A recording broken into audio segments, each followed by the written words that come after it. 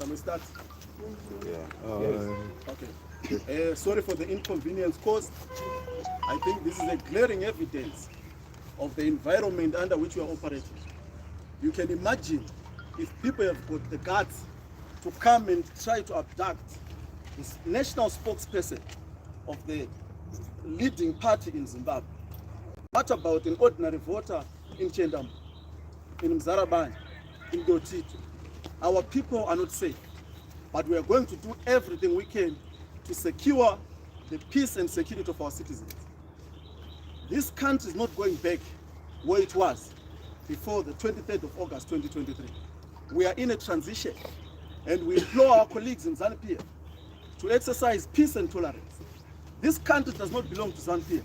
It belongs to all of us. We are all Zimbabweans, and we ought to behave in a manner that makes Zimbabwe a proud nation. We ought to behave in a manner that makes the international community, the region, respect us. This is not on. This is not proper. I urge our colleagues in ZANU-PF to restrain themselves from the use of violence. We are non-violent, we are peaceful, but we are determined to protect the victory of President Nelson Chamisa and the victory of the people of Zimbabwe.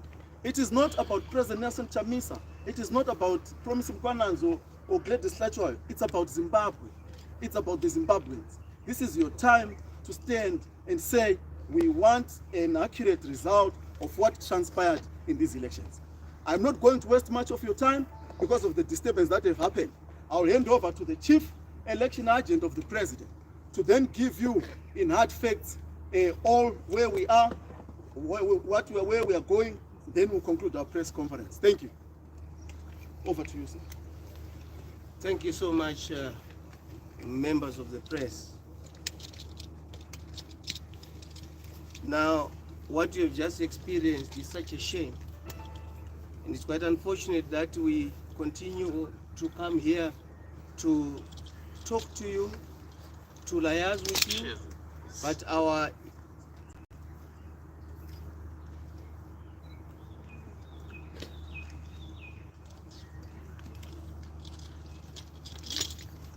so like I was saying, what has just happened right in front of your eyes is what you would call a shameful thing.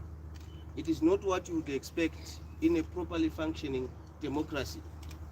What must be understood is that we are not here to announce election results. The law does not allow us to do that. The only reason we are here is to give the public an update of the current situation as it prevails. Now, you will know that the observers pronounced their verdict on their views of the conduct of the elections. The verdict, as they pronounced it yesterday, this does not come as a surprise to us. Everything that they said, despite and notwithstanding the attacks upon them, is something that we all witnessed. Now, let's go to the polling day. Who did not see that voting delayed in all the constituencies, especially in urban areas? Who did not witness FAZ exit poll desks at most of the polling stations, especially in the rural areas? Who did not witness the fact that at polling stations, some of them, as alluded to in the observer mission statements, there were no voters' rolls? Who did not witness the fact that at polling stations, ballot papers ran out during voting time? All that was unfolding right in front of the public. So, the verdict that was pronounced is something that did not come as a surprise to anybody. The world was watching, Zimbabweans were watching, even those who were complaining and getting angry on behalf of the state were watching. So what we come here to do is not really to go back to what has happened. What we come here to do is to make a clarion call on the electoral management body of Zimbabwe. Perhaps, after hearing that indictment by the observer missions, they might change their ways now that we've entered the stage of announcement of results, the stage of collation, verification of results. Now, you must know that the law allows political parties and anybody else the right to tabulate results on their own, to have comparative analysis of results on their own. So the CCC political party has been doing that. It has got its own source documents. Our election agents all over the country were collecting our own V11s, as we are entitled by law to do. We have that information. Like I said, as I opened, we are not here to announce election results. What we are here to tell you is that we know results. We have information on the results. We have our source documents to support our results. If the law allowed us, we would have been telling you the results. But the law does not. We will keep our results. We will continue with the effort to verify our own results. And we are hoping that as we do so, ZEC is also doing so. But what Zimbabwe expects from ZEC is not anything out of the ordinary. What Zimbabweans expect from ZEC is transparency. You recall that before this election, all that the CCC was calling for is transparency. We called for ZEC to give us the voters' roll. They played around, they didn't. We called on ZEC and asked that we be allowed to inspect the ballots. We were refused that opportunity. Now see what then happened. In some constituencies, you would find that faces of candidates were mixed up. That would have been resolved if ZEC had allowed us to inspect the ballots before the voting day. That would not have been an issue. But it then caused a problem on election day. Because once you discover that there are mixed up faces on the ballots, you then have to stop the vote. You then have to go back and redo the ballot. That would have been avoided. In Bulawayo, you recall that there were some of our local authority candidates that were not appearing on the ballot. Again, that would have been resolved before the election if ZEC had been transparent. It allowed people and political parties to inspect the ballots. But now that we are entering this stage of vote collation, verification, and announcement of results, all that we call upon ZEC to do is to be transparent in that process, to be transparent in the collation of ballots, transparent in the tabulation, transparent in the verification. I'm happy that I've just received a call right now from ZEC Command Center that we must attend because the verification of presidential results is now starting.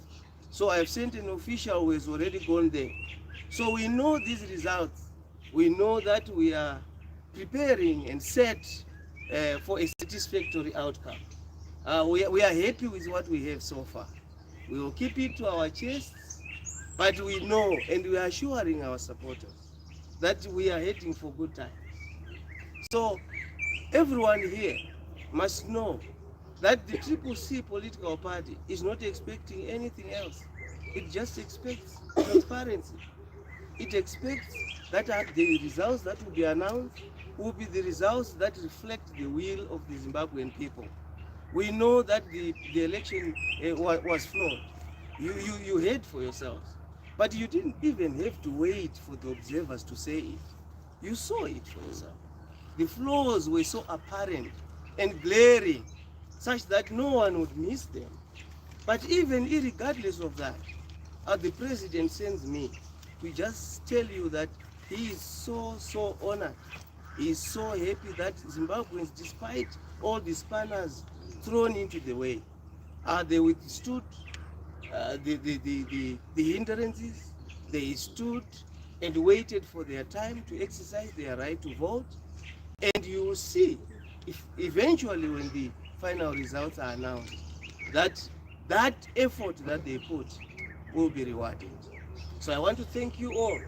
I want to keep emphasizing that we as the CCC political party, we are not interested in breaching the law. We will stick to the law. We will act according to law. We will act in terms of the Constitution that entitles us to take all the steps that we are currently taking. Of course, there are some things some aspects of the observer mission reports that we don't necessarily agree with. For instance, there is a finding that the election was generally peaceful and calm. But in our view, that is not the case. You saw that Chitsunge was murdered. You saw that Tongai Jake's house was petrol bombed. You saw a lot that has been happening. The assault on Honorable Gueru, the visuals that you continue to receive of people being attacked, blood strained. So we are not really happy and excited about that indictment on the election. In our view, the observers may have missed that. We forgive them because they came here for a very brief and restricted time. They may have missed some of these things. They may have missed some of these occurrences, especially in the deep areas of the country. But what we can tell you is that generally, the observer mission statement captures and resonates with what was transpiring on the ground. But we are still grateful that Zimbabweans have soldiered on. I know that people are anxious about results. They are anxious, they are waiting. People who stood in queues for long hours, old ladies, stood in long queues. They did not go home. They refused to give up. They refused to throw in the towel. Those people, we cannot disrespect what they did. We have to be respectful to the laws of the country, but we have to be respectful to what Zimbabweans did on the voting day. I want to thank you so much, for members of the media, for standing with us. You saw this occurrence. If it was not for you, things would have gotten worse. So thank you so much for that effort. We truly, truly appreciate it. And the president sends his gratitude to everyone, every Zimbabwean. You saw that there were those who were getting angry about the reports of the observers. But clearly, the issue is not about attacking individuals and personalities. The issue is to speak to the substance of the reports. What did the report say? Did you want them to lie about what they saw in the country, or you wanted them to tell the truth? We believe they told the truth. Some may disagree with us, they are right to do so. But we as a political party, we are happy that this indictment on what happened is what we expected. So thank you so much, and God bless you. God bless Zimbabwe. Thank you, Advocate Kwaramba, for that announced presentation of the state of affairs. We will now invite questions. We're going to assist each other with the team in front here to tackle the questions.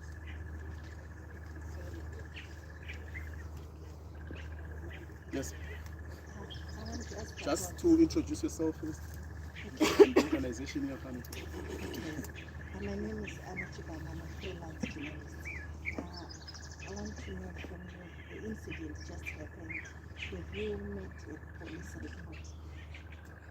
I haven't yet made a police report. As you know, I just took a strategic retreat. I'm now back here. It's happening in the full glare of the public. We're going to proceed to make a formal police report as soon as this press conference is over. And we hope that the law will take its course.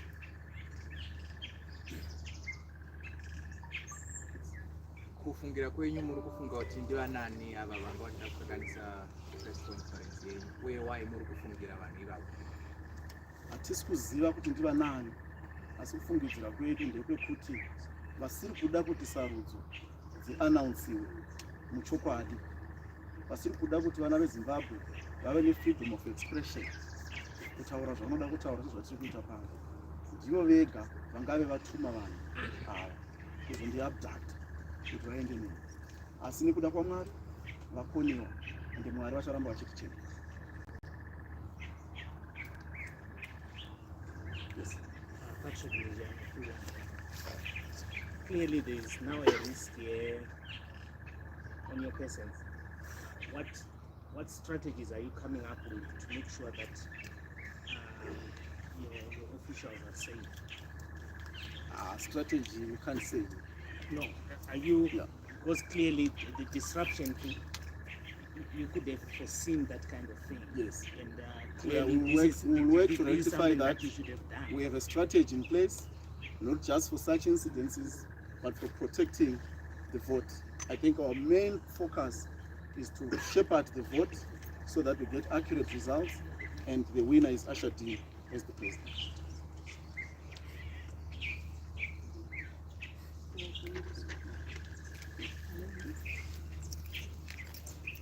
Again, let's not lose focus over this incident. I think the primary and core business is the electoral process. This has happened, we've seen it, we've tried to answer as many questions. Can we go to the state of affairs in terms of the electoral process? Yes. What can we see exactly happening to it? So in the event that you lose, are you going to accept what I can do? Oh, okay. Well, there's nothing wrong with every participant in an election being upbeat and expecting victory. It is expected. In fact, that is the reason they would have entered the election anyway. They expect to win. So there's nothing wrong with us expressing that we feel that we will win. And there's nothing wrong with ZANU-PF thinking that they are winning. There's nothing wrong about that. But what we don't want to do now is to express a result. We cannot do that. The law does not allow us to do that. We do not anticipate losing. So that's the best I can say. Maybe before we go to the next question, I am actually receiving information that we have a lot of our agents across the country who are receiving calls from the electoral management body calling them to come and sign for rectify various mistakes on voting material, such as the forms, the V11s, the V23B. As a party, we do not believe that the law allows for any form of reopening of ballots and recounting at this stage. If parties settled, signed and agreed that these are the results, those are the results that must be conveyed and transmitted to the command centers so that those results are read as they are. If it turns out that there's anyone who has a grievance about any outcomes, the law clearly lays out what you must do. Aggrieved parties have remedies in terms of the law. So we are calling upon those who are doing so, who are calling our agents to go back and rectify mistakes or to correct certain things on ballots, not to do so. They must stop doing that. It is part of what I was saying. It is part of the lack of transparency in the process. What will give confidence in electoral outcomes is the transparency with which the ballot is collected, is verified, is transmitted, and is accounted and announced. So that is what we expect. We would have thought that by now, ZEC would have known that transparency is the only way to go. So all this we continue to receive already will add more problems to an already flawed process as pronounced by the observers. Another question?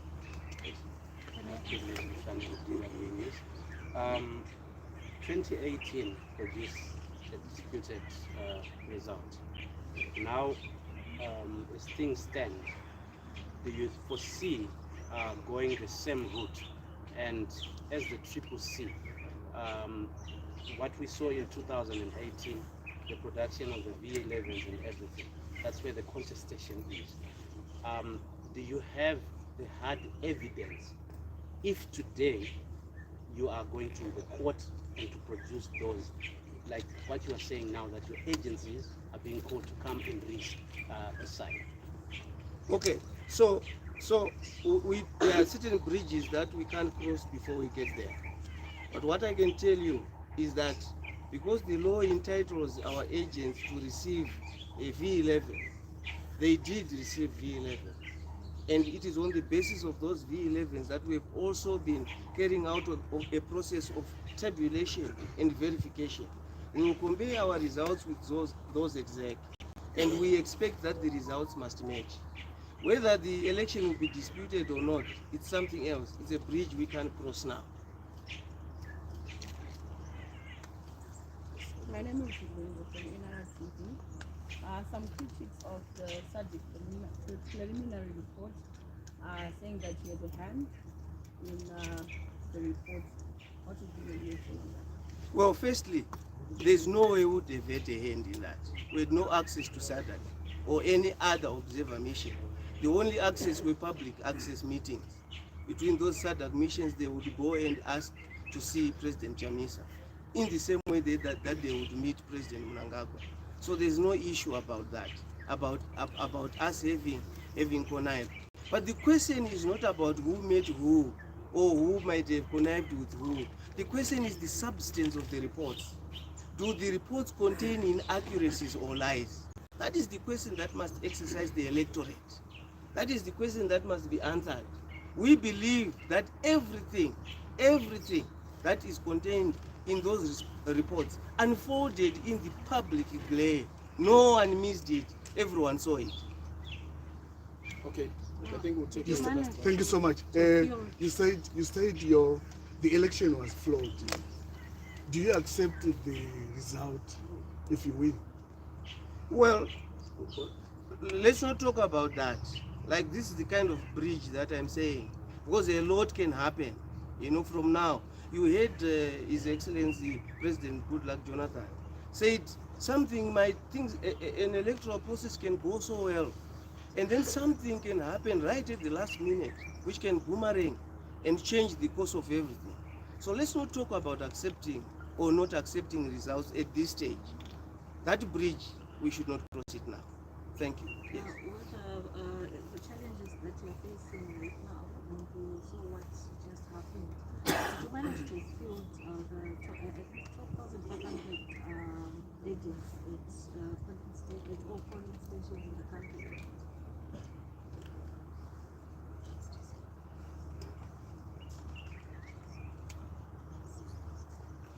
Yes, in our estimation, we were able to sufficiently fill all the places that needed to be filled in respect of deployment of election agents. We did very well in that regard. This is why we are confident about the source documents we are receiving from all over the country. This is also why we are confident about the possible outcome of this election, because we are relying on the information that we will be obtaining from those election agents who were all over the country. And are they safe? Well, given the situation I've explained to you right now, that some are being called back, I'm told that one of them has been carried by persons whom we are not so sure of. I can't confirm now. What we don't do here is to mislead the public. We only tell you the information that we would have verified, that we are sure about. There are certain things that we are not yet sure about. We're still verifying. We will tell you once we've verified that. But we can tell you that we will await the information we have collected. We will make sure that it's properly verified and tabulated, and in due season, you will know. Thank you. So, last one. Okay, I'm supposed to mistake. I would like to ask, from the statistics that you verified, is it coming also from the strongholds of the ruling party? It would be foolish of us to discount results that are favorable to our opponents. So everything that we are doing is taking into account those statistics. We knew the possible outcomes in those ruling party strongholds. We were anticipating them. We knew that we would improve there. If it had not been for the voter intimidation and coercion in the rural areas, I can assure you we would have surpassed the statistics that you are going to eventually receive. But because of, we all saw the role that was played by very spooky and shadowy organizations in those places. So we know those and we are taking them into account. We would be a foolish player if it was football. If you're playing against Messi or Ronaldo and you don't plan for that, it would be foolish for you to do that. So if we are playing an opponent that we know is strong at headers, we prepare for those headers. If we are playing an opponent that we know will tackle our strikers very vigorously, we will prepare for that. So that is what we had done. We had prepared for that, and we are not happy with the outcomes we are receiving from that. Believe me. But we have prepared for that, for those outcomes.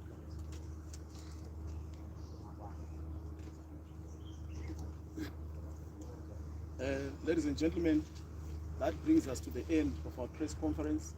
We will keep you updated at various intervals as the process unfolds. Thank you very much.